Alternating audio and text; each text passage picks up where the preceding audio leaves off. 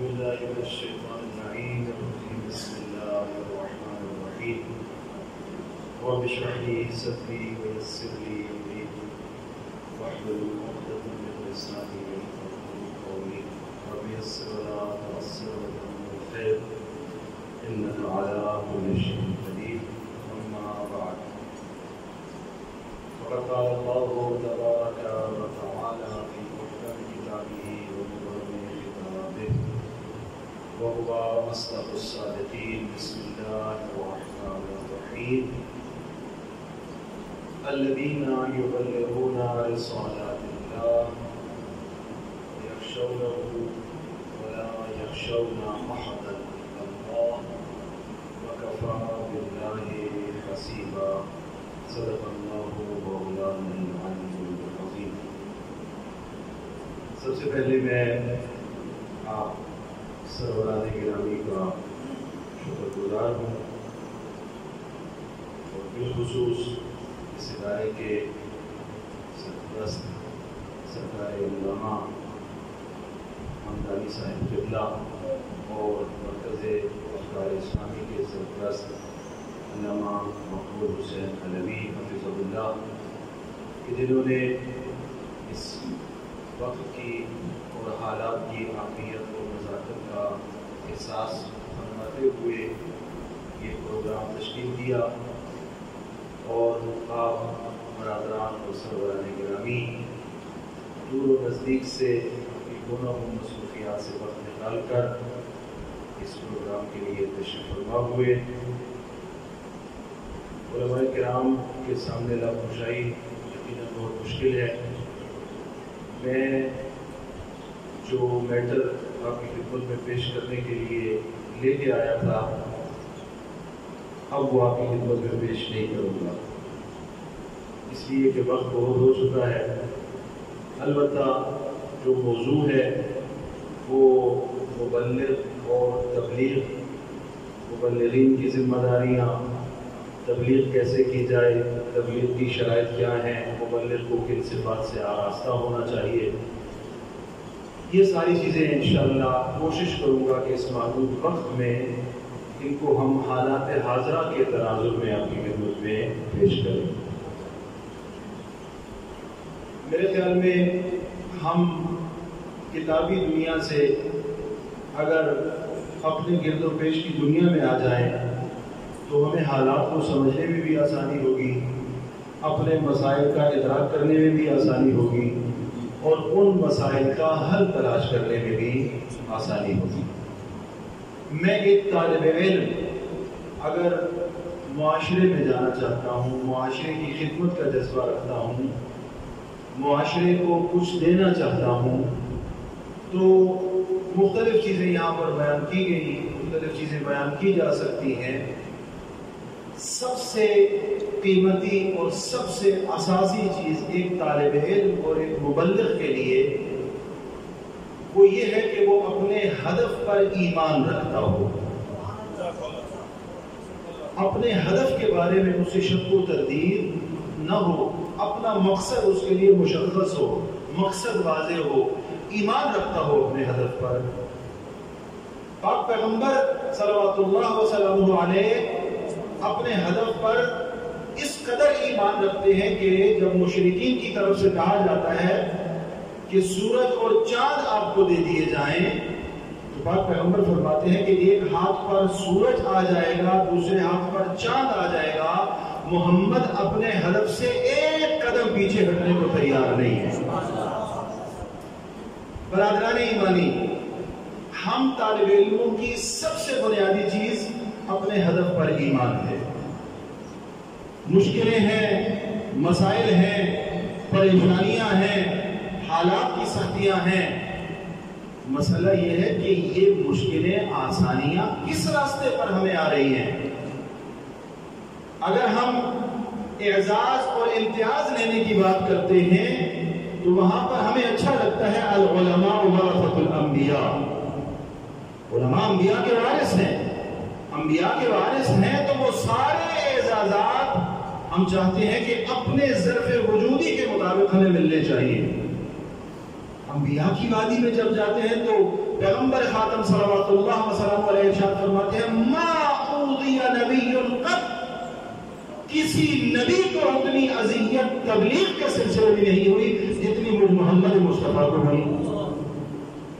मकसद अगर राह अंबिया है, हदफ अगर राह अंबिया है, मकसद अगर इलाए कलिमतुल्लाह है, मकसद अगर दीन की नुसरत है, मकसद अगर आले रसूल के मकतब की नुसरत है, यहाँ मुश्किलात भी आएंगी, परेशानियां भी आएंगी, और इन मुश्किलात और परेशानियों से नबर आजमा भी होना है।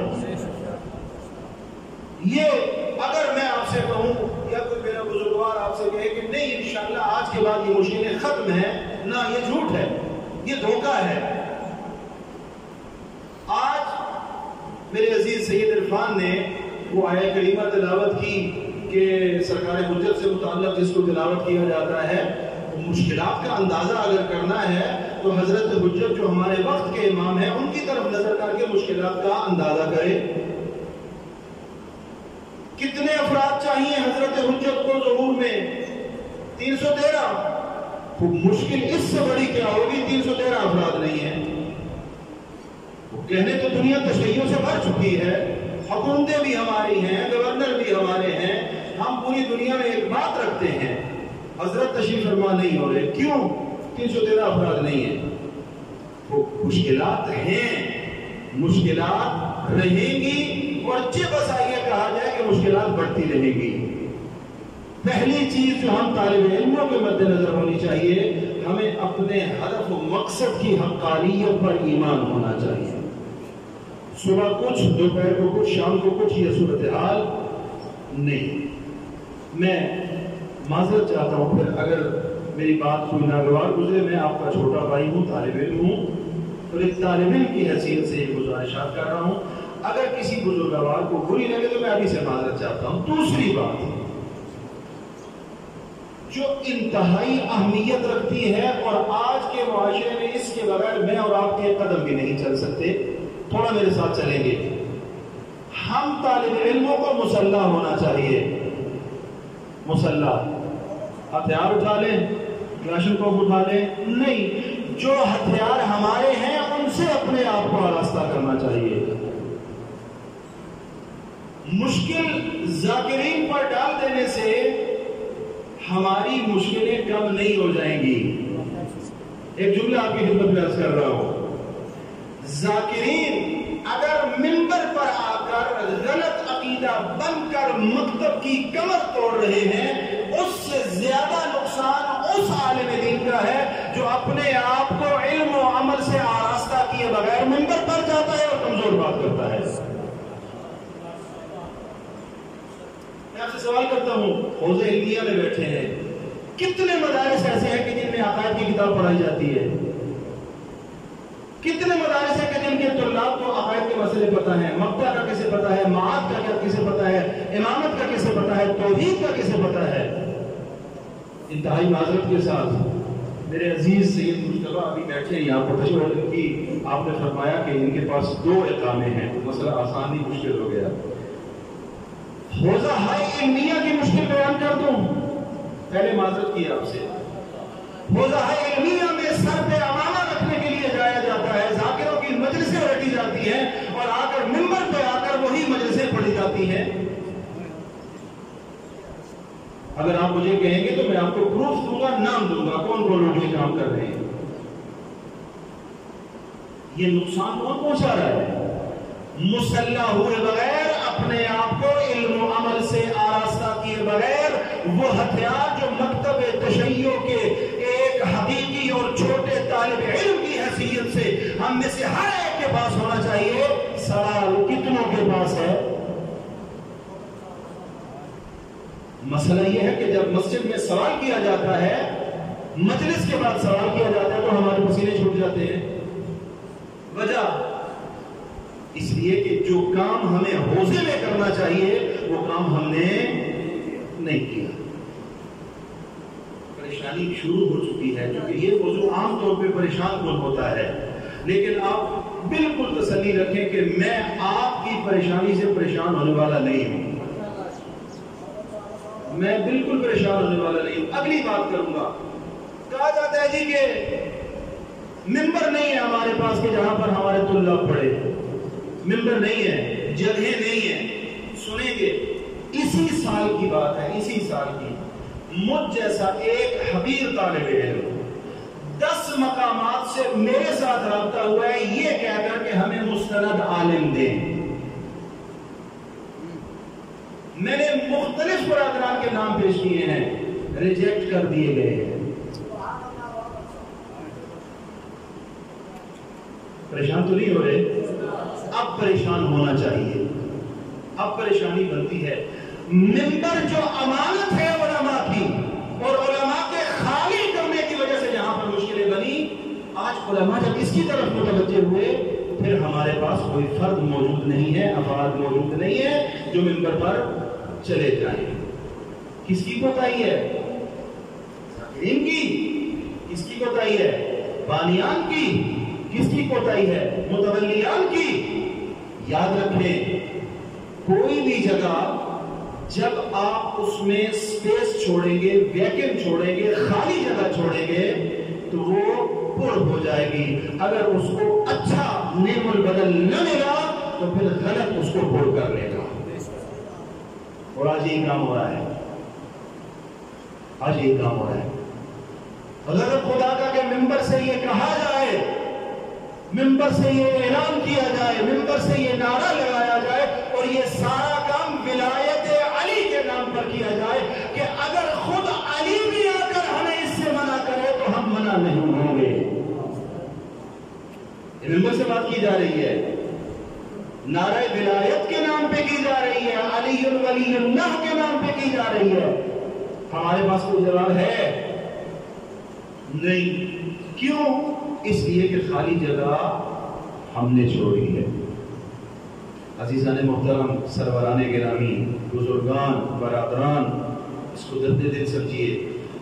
ہم اگر اپنے طلاب کو، اپنے آپ کو مکتب حقہ اہل بیت کی صحیح تعلیمات سے آراستہ کر لیں گے، دشمن ہمارا کچھ بھی نہیں بگاڑ سکتا۔ مرحوم امام خمینی کا مشہور و معروف جملہ، انقلاب آیا، 1000 سالہ شہنشاہیت کا خاتمہ ہوا، علماء جن کی کھالیں کھینچی جاتی تھی، جن کے ناخن کھینچے جاتے تھے، جن کے سر کے بال کھینچے جاتے تھے، وہ علماء اوپر آ گئے، فاسق و فاجر حکومت کا خاتمہ ہو گیا۔ امام سے پوچھا گیا کہ کیسے یہ کام کر لیا؟ 3 جملے آپ سب متوجہ ہیں، قمنا واقومنا واستقمنا۔ سب سے پہلے ہم نے خود کو آراستہ کیا، خود کو آراستہ کرنے کے بعد اٹھ کھڑے ہوئے۔ پہلا مرحلہ اپنے آپ کو آراستہ کرنا ہے۔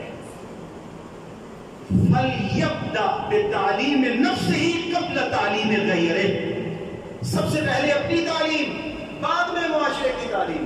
قمنا، آراستہ کیا، اٹھ کھڑے ہوئے، پھر واستقمنا، ہمارے پائے استقلال میں لغزش نہیں آئے، ہمارا ہدف پر ایمان تھا، ہمارا مقصد پر ایمان تھا، ہمارا تعلیمات محمد وآل محمد پر ایمان تھا۔ جب ہم اپنے پورے وجود پر مکتب اہل بیت اور ولایت علی ولی اللہ کو نافذ کر چکے، پھر ہمیں پرواہ نہ تھی کہ دنیا کی کوئی طاقت، چاہے وہ سپر طاقت ہی کیوں نہ ہو، وہ ہمارے سامنے آئے گی، ہمارے پائے استقلال میں لغزش نہیں آئے گی۔ قمنا واقومنا واستقمنا، اٹھے، اپنے ساتھ جوانوں کو، بزرگوں کو اٹھایا، پھر ہم نے استقامت کا مظاہرہ کیا۔ ہم نے بھی یہی کام کرنا ہے، ہم نے بھی یہی کام کرنا ہے۔ عمدہ مشکل اس وقت جو ہمارے صفوف میں اور ہماری صفوں میں اور ہمارے حوزہ علمیہ میں ہے، اپنے عقائد کی صحیح ترویج نہ کرنا ہے، اپنے عقائد کی صحیح تعلیم نہ کرنا ہے۔ میں مجبور ہوں یہاں پر 1-2 مثالوں کا سہارا لوں۔ پاکستان کے نامی گرامی غالی نامی گرامی غالی جن کے غلوف میں کوئی شک ہی نہیں ہے. حوزہ علمیہ میں ان کی کیسٹیں سنی جا رہی ہیں اور لکھی جا رہی ہیں، ان کو یاد کر کے یہاں پر نعرے لگائے جا رہے ہیں. سلسلہ سب ایسے ہے یا نہیں ہے؟ حوزہ علمیہ میں یہ کام کیا جا رہا ہے.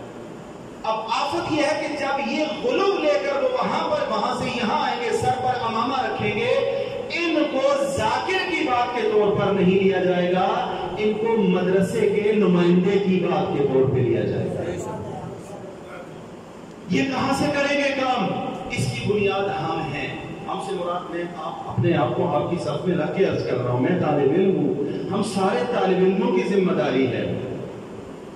اور عزیزان ایمان قبلہ خیر شاہ صاحب نے قبلہ ارشاد فرمایا، میں ان کو سیکنڈ کرتا ہوں اور آگے بڑھاتا ہوں.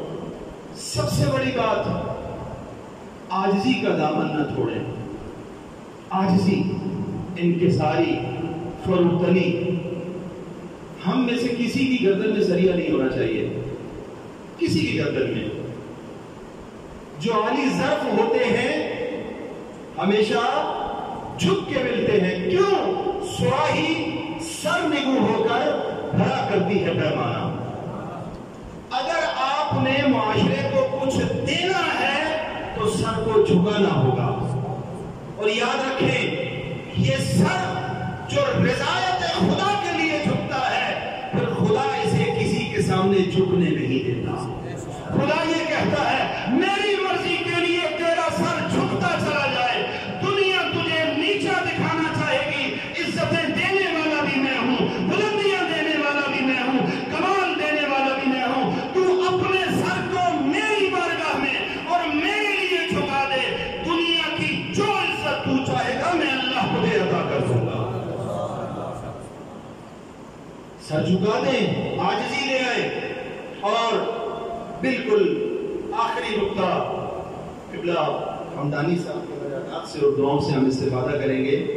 آخری نقطہ، کبھی بھی اپنے سنگر اور اپنے قلعے کو خالی نہ چھوڑے. مولانا غلام عباس صاحب تو مجھے فرما رہے ہیں، کبھی بھی اپنے قلعے کو خالی نہ چھوڑے. ایک مثال سے، ایران میں ایک بزرگ عالم دین کو کسی بزرگ مرجع وقت نے تبلیغ کے لیے بھیجا. کہا کہ جائیے تبلیغ کریں. وہ گئے تبلیغ کے لیے. ہر روز ان پر ایک الزام لگا، ہر روز ایک الزام، ایک تہمت، ایک ناروا نسبت. اتنا انہیں تنگ کیا گیا کہ آخرکار انہوں نے اعلان کر دیا کہ سارے گاؤں کو اکٹھا کیا جائے، میں ایک آخری بات کرنا چاہتا ہوں. وہ جو فرمانے سارے اکٹھے ہو جائے، میں ایک آخری بات کرنا چاہتا ہوں. اکٹھے ہو گئے گاؤں والے کہ مولوی صاحب سے جان چھوٹ رہی ہے، آخری بات سن لیں. اکٹھے ہو گئے، مولانا کو ممبر دیا گیا. مولانا نے کہا کہ اگر میرے بارے میں کسی نے یہ کہا ہے کہ مجھ میں یہ عیب ہے، مان لینا. اگر کسی نے یہ کہا ہے کہ میں جھوٹ بولتا ہوں، مان لینا. اگر کسی نے یہ کہا کہ میں نے غبن کیا ہے، مان لینا. یہ ساری باتیں جو میرے خلاف کی جا رہی ہیں سب کو مان لینا. لیکن میں زندہ و حاضر تمہارے سامنے کھڑا ہو کر یہ کہہ رہا ہوں، اگر تمہیں کوئی یہ کہے کہ یہ اپنا قلعہ اور اپنا سنگر اور اپنا مورچہ چھوڑ کر جا رہا ہے تو اس بات پہ یقین نہ کرنا. میری ذات پر تہمت لگے، مان لو. عیب بتایا جائے، مان لو. الزام لگایا جائے، مان لو. لیکن دین خدا کی نصرت کے لیے اللہ نے جو مورچہ مجھے دیا ہوا ہے، اگر تمہیں کہا جائے کہ یہ چھوڑ کے جا رہا ہے، میں تمہیں کہہ رہا ہوں اس بات پہ یقین نہ کرنا. انبیاء کو کم مشکلوں کا سامنا کرنا پڑا ہے، اولیاء کو کم مشکلوں کا سامنا کرنا پڑا ہے، ائمہ خدا کو کم مشکلوں کا سامنا کرنا پڑا ہے. وہ معصوم کا امیر کائنات کا منقول جملہ، اللہ نے اس وقت تک عالم سے جاہل سے علم کے قبول کرنے کا عہد نہیں لیا جب تک عالم سے اظہار علم کا عہد نہیں لے لیا. پہلے عہد اللہ نے عالم سے لیا ہے، عالم سے عہد لینے کے بعد جاہل سے عہد لیا ہے. سارے علماء بیٹھے ہیں. آیہ مبارکہ نفر اس کا تو موجز سے لے کر اصول سے لے کر رسائل سے لے کر کفایہ سے لے کر درس خارج میں ہمیشہ اتنی اس آیت کی تلاوت کی جاتی ہے. فَلَوْلَا نَفَرَ مِن كُلِّ فِرْقَةٍ مِّنْهُمْ طَائِفَةٌ. پہلے نفر کو بیان کیا, پہلے نفر کو واجب کیا, پہلے گھر سے جانے کو واجب قرار دیا, پھر جب پلٹ کر آئے گا تو اب قبول انذار کو واجب قرار دیا. پہلی ذمہ داری ہماری ہے. آپ اور میں معاشرے کی خامیوں کی نشاندہی کر کے اپنے آپ کو بری ذمہ نہیں کر سکتے. ایک چھوٹی سی مثال کا سہارا لوں. کسی کی طرف انگشت نمائی کرتے وقت یہ سوچ لیا کریں کہ جب میں اور آپ کسی کی طرف انگشت نمائی کر رہے ہیں, خود میری اپنی 3 انگلیاں میری طرف انگشت نمائی کر رہی ہیں. میں نے کتنی شرح صدر کا مظاہرہ کیا, میں کتنا اپنی مسجد میں ٹائم دے رہا ہوں, میں کتنا اپنے معاشرے میں وقت دے رہا ہوں, میں کتنا اپنے علاقے کے مومنین کو وقت دے رہا ہوں, میں کتنا مسائل کو. اچھا مجھ سے سوال عوام کی ذہنیت کی بنا پر نہیں ہوگا, مجھ سے سوال میرے علم کی بنا پر ہوگا, میری ذمہ داری کی بنا پر ہوگا. توجہ فرما رہے ہیں. ایک جملہ شیخ شاہ جی اور آپ سے اجازت. مولا امیر کائنات کا وہ واقعہ جنگ صفین والا آپ کی نظروں میں ہے. امیر کائنات کو خبر ملی کہ میرے لشکر کے کچھ افراد نے فقیر شام کے بارے میں کچھ باتیں کی ہیں. جو صاحب فرما رہے تھے خوش باتیں نہیں ہونی چاہیے, تو خطا کر لیتے ہیں. توجہ فرما رہے ہیں. امیر کائنات کے لشکر بھی ہیں, باتیں کی ہیں فقیر شام کے لشکر کے بارے میں. امیر کائنات نے بلا لیا, کہا لے کے آ جاؤ. کہا کہ مجھے پتا چلا ہے کہ تمہاری زبان نے ایسے کلمات کا اظہار کیا ہے جو علی مدی کو پسند نہیں ہے, جو اللہ کو پسند نہیں ہے, جو رسول کو پسند نہیں ہے. کہا یا امیر المومنین, وہ باتیں جن کے بارے میں کہی گئی ہیں وہ شام والے ہیں. علی نے کہا وہ شام والے ہیں, تم تو علی والے ہو, تم سے سوال شام والوں کے اعمال کی بنا پر نہیں ہوگا, تم سے سوال تمہارے امام کی معرفت کی بنا پر ہوگا. محترم, ہم طالب علموں سے معاشرے کے محروم طبقہ افراد کی بنا پر سوال نہیں پوچھا جائے گا, ہم سے ہماری ذمہ داریوں کی بنیاد پہ سوال پوچھا جائے گا. خدا بند متعال سے دعا کرتا ہوں کہ ہم سب کو اپنی ذمہ داریوں کو سمجھنے اور ان پر عمل پیرا ہونے کی توفیق عطا فرمائے.